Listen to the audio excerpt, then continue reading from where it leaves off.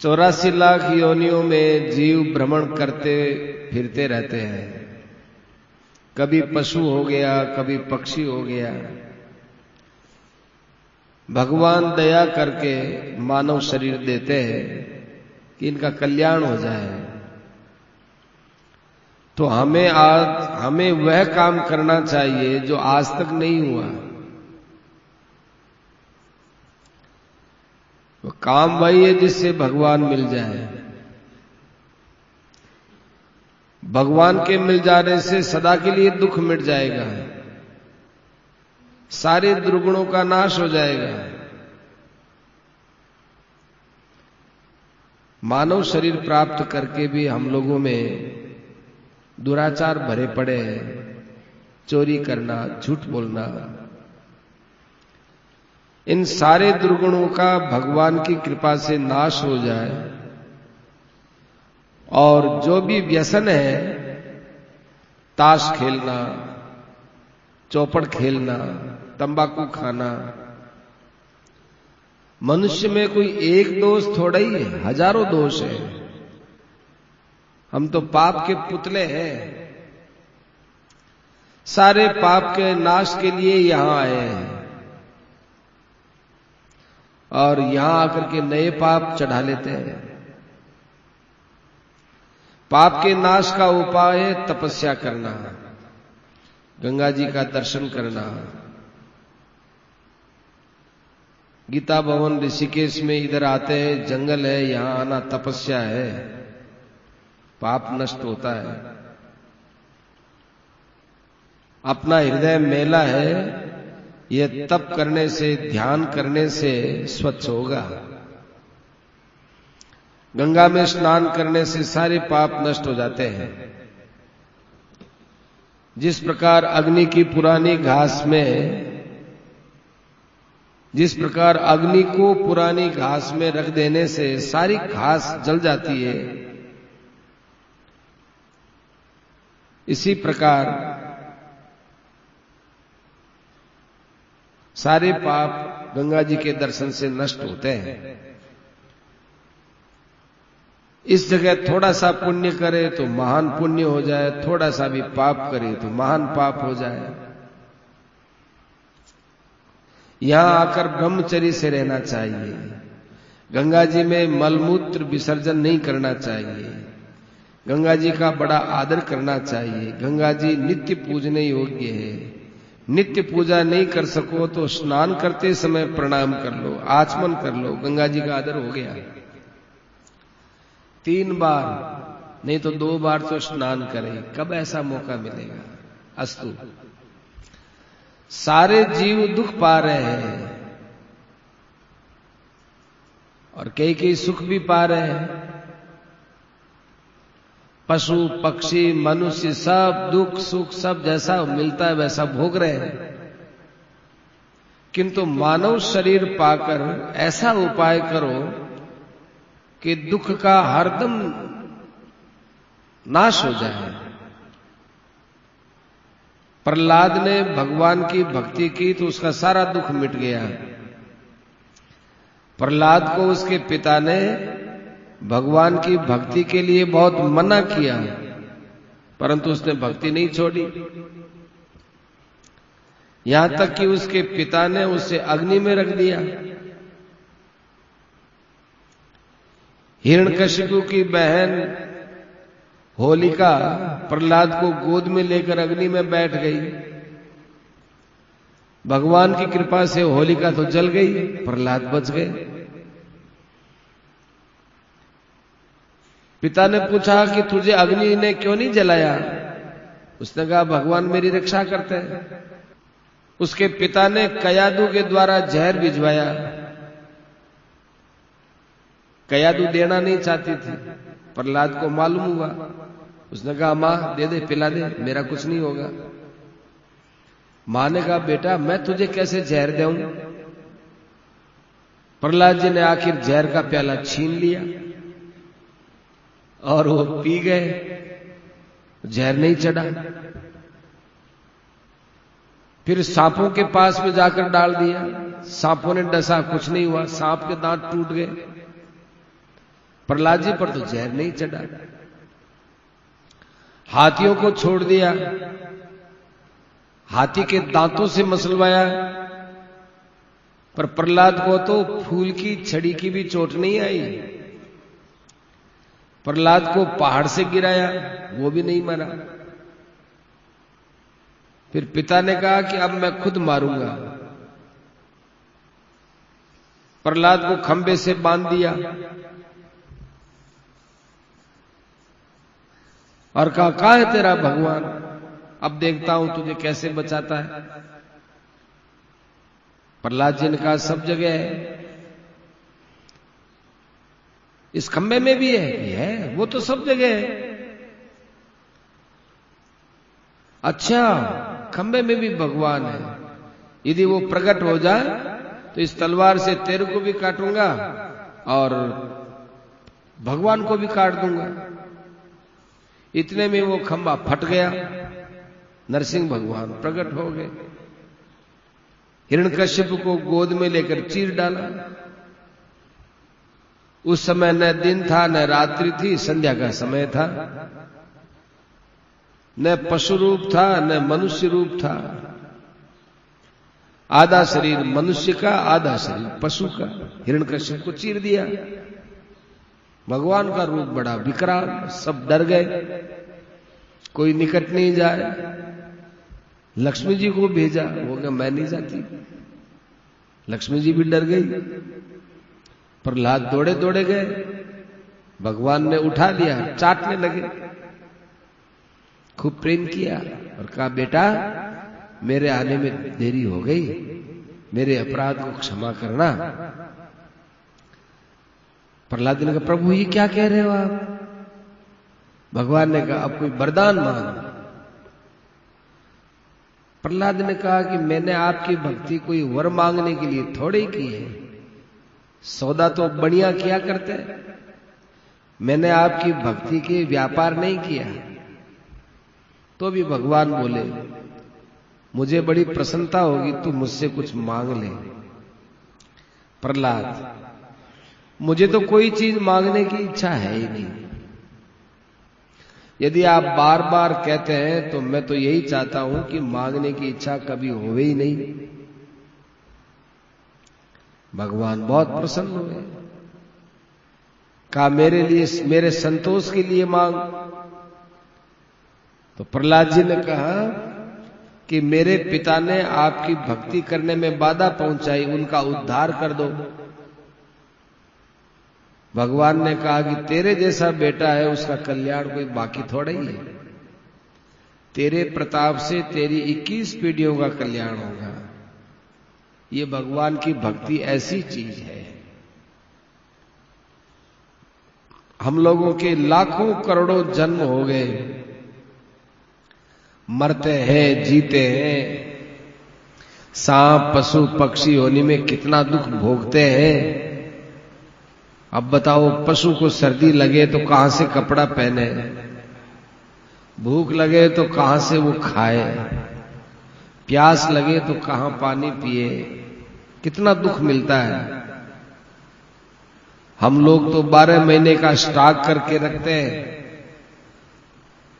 कुत्ते को कल का ठिकाना नहीं है, कितना कष्ट है, वो कष्ट हम भोग करके आए। और ये भी याद रखो कि हम सदा मनुष्य थोड़े ही रहते रहेंगे, फिर इन्हीं पशु पक्षियों में जाना पड़ सकता है। करोड़ों जन्मों में कदाचित मनुष्य का शरीर मिलता है और उसको भी यूं ही गुमा रहे हैं। अब यदि भगवान का स्मरण नहीं करोगे तो कब करेंगे? मनुष्य के अलावा तो और जगह कहीं कर नहीं सकते। बहुत दुर्लभ शरीर है, मिल गया इसलिए हमको सस्ता लगता है, वास्तव में बहुत दुर्लभ है। तुलसीदास जी ने कहा, आकर 4,84,000 जौनि भ्रमित यह जीव अविनाशी, फिरत सदा माया कर प्रेरा, काल कर्म स्वभाव गुण घेरा। कबहु की करे करुणा नर देहि, देत ईश बिनु हेतु स्नेहि। माया से प्रेरित हुआ ये जीव 84 लाख योनियों में घूमता रहता है। गीता में भी भगवान ने कहा, ईश्वर सर्वभूतानां हृदयेषु तिष्ठति भ्रामयन् सर्वभूतानि यंत्रारूढ़ानि माया। परमात्मा सब भूतों के भीतर स्थिर रहकर सारे जीवों को उनके कर्मों के अनुसार भरमाते रहते हैं। मनुष्य शरीर पाकर जिसने अपना काम नहीं बनाया उसको धिक्कार है। इस जन्म में चूक जाएंगे तो अपना पता ही नहीं लगेगा। सोचो, अपने बाप चले गए, दादा चले गए, पता ही नहीं कहां गए। ये मनुष्य शरीर हाथ से चला जाएगा तो बैठे रोएंगे। इसलिए जब तक मृत्यु दूर है तभी तक जो काम बनाना हो सो बना लेना चाहिए। काम क्या बनाना है? दुख मिटाना है। दुख है वो गधा नहीं मिटा सकता। भगवान ने शरीर, मानव शरीर दिया, बुद्धि दी है, पशुओं को बुद्धि नहीं दी, मनुष्य को ज्ञान दिया है। वो ज्ञान केवल यहां खाने पीने सोने बैठने का इंतजाम के लिए नहीं दिया है। उसका इंतजाम तो भगवान ने अपने हाथ में रखा है, कल्याण करने के लिए दिया है। यदि ये चेष्टा करे तो भावी दुख को सदा के लिए मिटा सकता है। इसलिए चेष्टा करनी चाहिए, अन्यथा हमारी मूर्खता ही समझी जाएगी। प्रथम तो भगवान ने हमें मानव शरीर दिया। भारतवर्ष सबसे अच्छा स्थान है, उसमें हमारा जन्म हो गया। कहीं यूरोप में, अफ्रीका में, रूस में जाकर पैदा हो जाते तो यूं ही मर जाते। तीसरी, भगवान की कृपा हुई कि सनातन धर्म में पैदा हुए। चौथी ये कृपा हुई कि अपने को सत्संग मिलता है। सत्संग बहुत मुश्किल से मिलता है। फिर तीर्थ स्थान मिल जाए,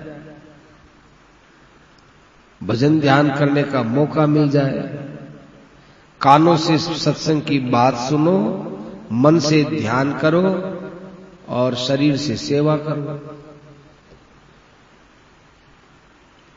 इस जगह सेवा करने का बड़ा महात्म्य है।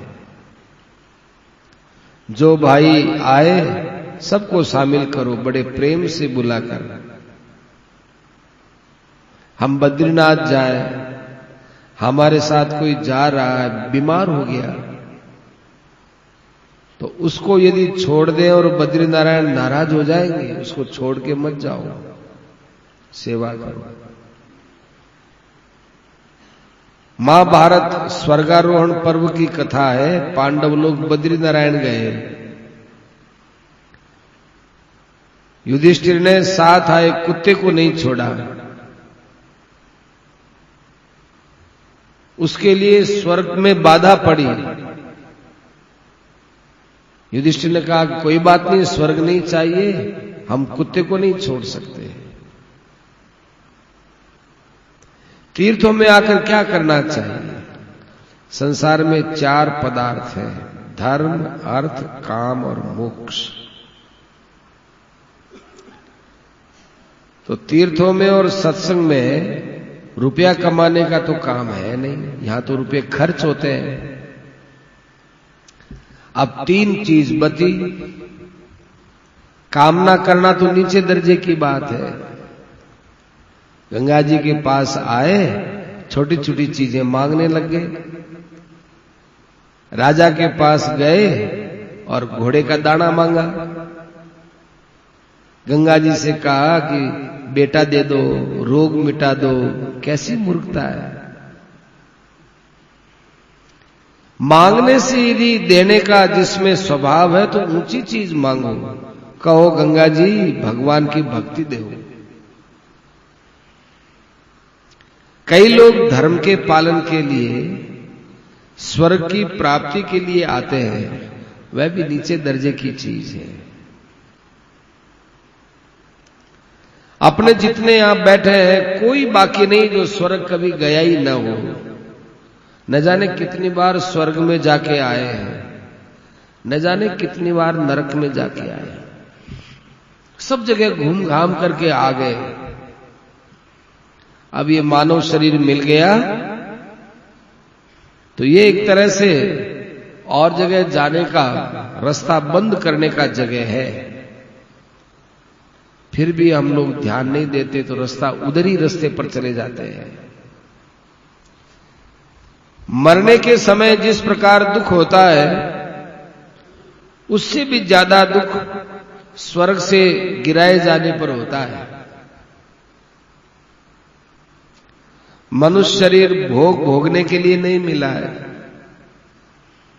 भोग तो कुत्ते भी भोगते हैं, हम भी सोते हैं, गधे भी सोते हैं, सभी जीव हैं, भोजन करते हैं, खाते हैं, पीते हैं, पड़े रहते हैं। ये कोई सुख है क्या? ये सुख नहीं है।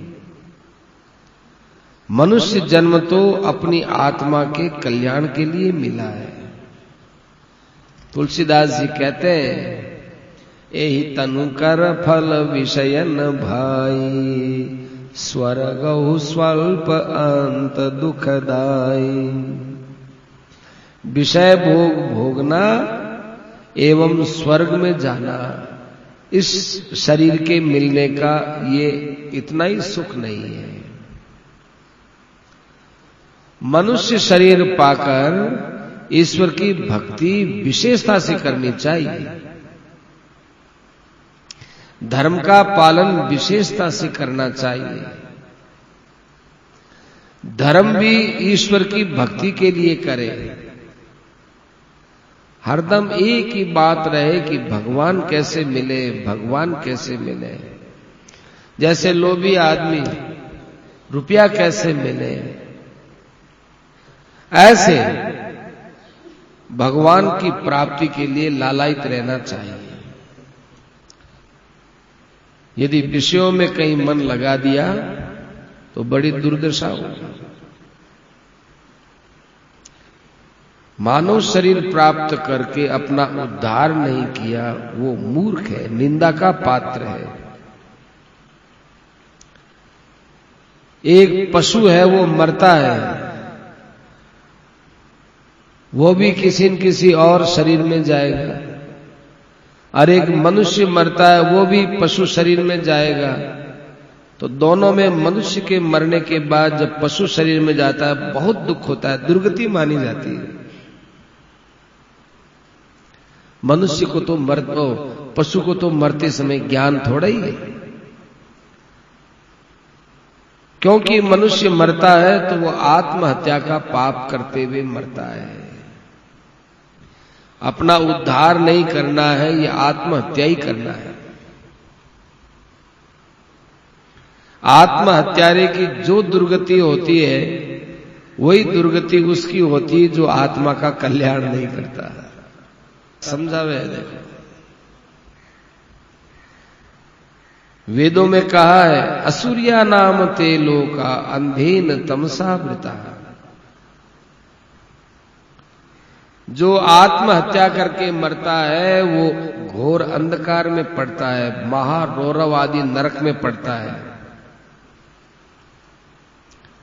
रौरव नाम ही है, पड़े रहो, रोते ही रहो, रोते ही रहो। वहां रूरू नाम के कीड़े आते हैं, वो खाते रहते हैं। कुंभीपाक नरक की आकृति घड़े की तरह होती है। कुंभीपाक, उसमें पापी जीवों को डालकर नीचे से आग लगाकर पकाया जाता है। जो पक्षियों को, जानवरों को खाता है उसे नरक में बांध देते हैं। पक्षी आकर चारों ओर से उसको खाते रहते हैं, वर्षों तक वो खाते रहते हैं, पीड़ित होता रहता है। ऐसे नरक पाप करने वालों को मिलते हैं। आत्महत्या करना महापाप है। हम लोग गंगा जी आए हैं, क्यों आए हैं? यहां व्रत लेने के लिए, प्रतिज्ञा करने के लिए कि भविष्य में पाप नहीं करेंगे। यदि भविष्य में पाप नहीं करेंगे तो पीछे के सारे पाप नष्ट हो जाएंगे। कितनी पाप को जो है समाप्त करने की सरल विधि बताएं। किसी प्रकार का नशा करना, चोरी डकैती करना बड़ा पाप है। अपने तो ये बात याद रखनी चाहिए कि आज से कीड़ी को भी दुख नहीं देंगे। चाहे मांग करके काम चला लें। अरे पेट तो कुत्ता पशु पक्षी भी भरते हैं। सज्जनों, थोड़े दिन का, थोड़े जीवन का, अपने थोड़े जीवन के लिए क्यों पाप करो? भजन में लगो। भजन करने से सारे पाप नष्ट होंगे। जब ही नाम हृदय धर्यो भयो पाप को नाश, मानो चिनगी अग्नि की पड़े पुरानी घास। भगवान का नाम हृदय में धारण किया, सारे पाप नष्ट होंगे। ये विश्वास रखना चाहिए कि पापी से पापी भी क्यों न हो, उसका भी जल्दी कल्याण हो सकता है। तभी तो भगवान के भजन का महत्व है।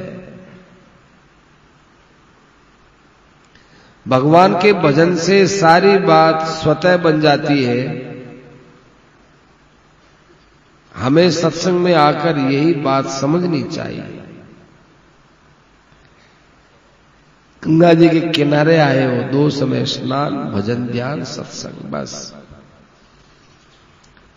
कानों से भगवान का नाम सुने,